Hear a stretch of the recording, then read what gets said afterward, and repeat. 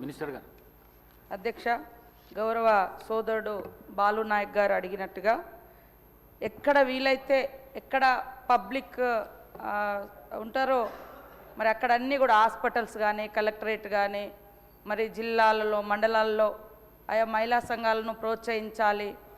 ఇది కేవలము ఆర్థిక అభివృద్ధితో పాటు మరి మహిళలు వాళ్ళ కాళ్ళ మీద వాళ్ళు నిలబడాలనే ఉద్దేశంతో మీకు తెలుసు మన ప్రభుత్వం వచ్చి రాగానే ముఖ్యమంత్రి గారు మరి 1 కోటి మంది మహిళల్ని కోటీశ్వరులను చేయాలన్నటువంటి ఒక సంకల్పం పెట్టుకొని మరి ముందుకెళ్ళడం జరుగుతూ ఉంది అధ్యక్ష. దానిలో భాగంగానే మహిళల మీద భారం పడకూడదనే ఉద్దేశంతో మన గవర్నమెంట్ అధికారంలోకి వచ్చిన 42 గంటలలో 48 గంటల్లోనే మరి ఉచిత బస్సు ప్రయాణం పెట్టి కూడా ఆర్థికంగా మహిళలను ఆ భారం నుంచి బయటికి తీసుకురావడం జరిగింది అధ్యక్ష. అదేవిధంగా ఈరోజు రాష్ట్ర రాజధానిగా ఉన్నటువంటి పరిపాలనా కేంద్రానికి కేంద్రంగా ఉన్న సెక్రటేరియట్లో కూడా మరి మన ప్రభుత్వం వచ్చి రాగానే మహిళలకు క్యాంటీన్ పెట్టి అందించడం జరిగింది అధ్యక్ష. నిన్న మేము కూడా మేడారంలో మరి బొంగు చికెన్ కూడా మహిళలకే ఇవ్వడం జరిగింది అధ్యక్ష. నేను గౌరవ మా ఇన్ఛార్జ్ మంత్రి పొంగులేటి శ్రీనివాసరెడ్డి గారు కూడా ఓపెన్ చేయడం జరిగింది అధ్యక్ష. ఈ సందర్భంగా దాదాపుగా మేడారం జాతరలో ఇటు వరంగల్ నుంచి కానీ అటు చుట్టుపక్కల నుంచి కానీ వచ్చేటువంటి భక్తులకు ఎక్కడ వీలైతే అక్కడ ఫుడ్ కానీ ఇతరత్ర అవసరాలు తీర్చుకోవాల్సిన ఏమవుతున్నాయో ఈ మహిళా సంఘాలకే దాదాపుగా 500 షాప్స్కు గవర్నమెంట్ నుంచి బ్యాంక్ లింకేజ్ ద్వారా వాళ్లకు ఫైనాన్షియల్గా సపోర్ట్ చేస్తూ ఇట్లాంటివన్నీ పెట్టిస్తున్నాం అధ్యక్ష.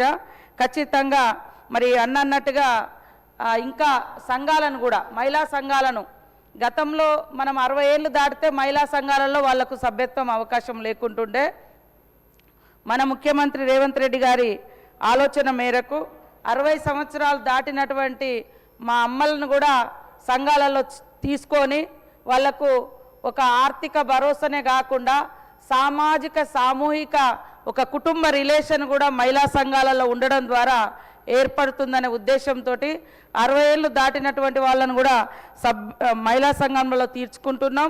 అదేవిధంగా వృద్ధ సంఘాలను కూడా ఏర్పాటు చేసి మన యొక్క మరి ఎస్హెచ్జి గ్రూపుల ద్వారా మరి అదేవిధంగా ప్రభుత్వం ద్వారా వారికి అన్ని రకాలుగా అండగా ఉంటున్నాం అధ్యక్ష.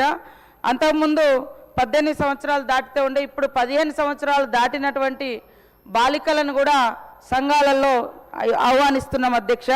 అదేవిధంగా దివ్యాంగులకు కూడా స్పెషల్గా సంఘాలు ఏర్పాటు చేసి వాళ్లకు ఆర్థిక భరోసా మరి ఆర్థిక స్వావలంబన ఇవన్నీ కూడా కల్పిస్తున్నాం అధ్యక్ష. ఇవాళ ఇందిరా క్యాంటీన్ల యొక్క ముఖ్య ఉద్దేశము ఒక దిక్కు మరి మహిళలు చేతి వంట అమ్మ చేతి వంటలాగా ఖచ్చితంగా ఉంటుంది, రుచికరంగా ఉంటుంది, ఆత్మీయత ప్రేమ ఉంటుంది. కాబట్టి అందరూ మహిళలే మరి క్యాంటీన్స్ నడిపిస్తూ తక్కువ రేట్లలో అదేవిధంగా మంచి ఆత్మీయతను అభిమానాన్ని పంచి అమ్మ చేతి వంటను తినిపించడం జరుగుతుంది అధ్యక్ష. అదే కాకుండా ఇందిరా మహిళా శక్తి సంఘాలకు డివైడ్ మహిళ రావడం జరుగుతుంది అధ్యక్ష. కూడా పెద్ద ఎత్తున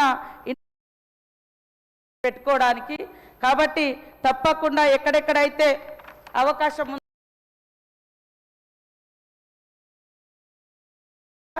మరి కలెక్టర్లందరికీ డిఆర్డిఓస్ అందరికీ కూడా ఆదేశాలు అందిస్తాం అధ్యక్ష. మీరు కూడా ప్రజాప్రతినిధులు కానీ మరి లోకల్గా ఉండే డిమాండ్ను కూడా వాళ్ళ విన్నపాలు తీసుకొని తప్పకుండా అత్యధికంగా క్యాంటీన్లు ఏర్పాటు చేస్తాం అధ్యక్ష. ప్రతి మండల సమైక్యకు ఇంకా రాబోయే కాలంలో తప్పకుండా బస్సును కూడా అందిస్తున్నాం అధ్యక్ష. ఇప్పటికీ దాదాపుగా 200 పైన మండల సమైక్యలకు బస్సులు అందించినాం. ఇంకా మిగతా మండలాలకు కూడా మండల సమైక్యలకు అందిస్తాం. తద్వారా ప్రతి మండల సమైక్యకు 70,000 రూపాయలు నెల ఇన్కమ్ కూడా రాబోతుంది అధ్యక్ష. వీళ్ళు ఏదైనా క్యాంటీన్స్ కానీ ఏదైనా బిజినెస్ కానీ 20 రకాల బిజినెస్లు మనం ఇచ్చినప్పుడు దాన్ని ఎట్లా నిర్వహించుకోవాలి, ఏ రకంగా సక్సెస్ఫుల్గా ముందుకు పోవాలి, బ్రాండింగ్ ఎట్లా అని కూడా 10 రోజులు హైదరాబాద్లో వాళ్ళకు ఒక్కొక్క సంఘం పేరుతోటి ఒక్కొక్క వాళ్లకు మరి ట్రైనింగ్కి వచ్చినటువంటి వాళ్ళకు 22,300 రూపాయలు ఖర్చు పెట్టి కూడా మరి ఈ బృందాలకు నాణ్యమైనటువంటి ఫుడ్ కానీ బిజినెస్ మెయింటెనెన్స్ కానీ ఉండే విధంగా వీళ్ళందరికీ శిక్షణ కూడా ఏర్పాటు చేస్తున్నాం అధ్యక్ష. తప్పకుండా ఇందిర మహిళా శక్తి క్యాంటీన్లను విస్తృతపరుస్తాం. మహిళలందరూ ఆర్థికంగా బలోపేతమయ్యే విధంగా ముఖ్యమంత్రి రేవంత్ రెడ్డి గారి యొక్క ఆలోచన మేరకు ఇంకా ముందుకు తీసుకెళ్తామని తెలియజేస్తా ఉన్నాం అధ్యక్ష.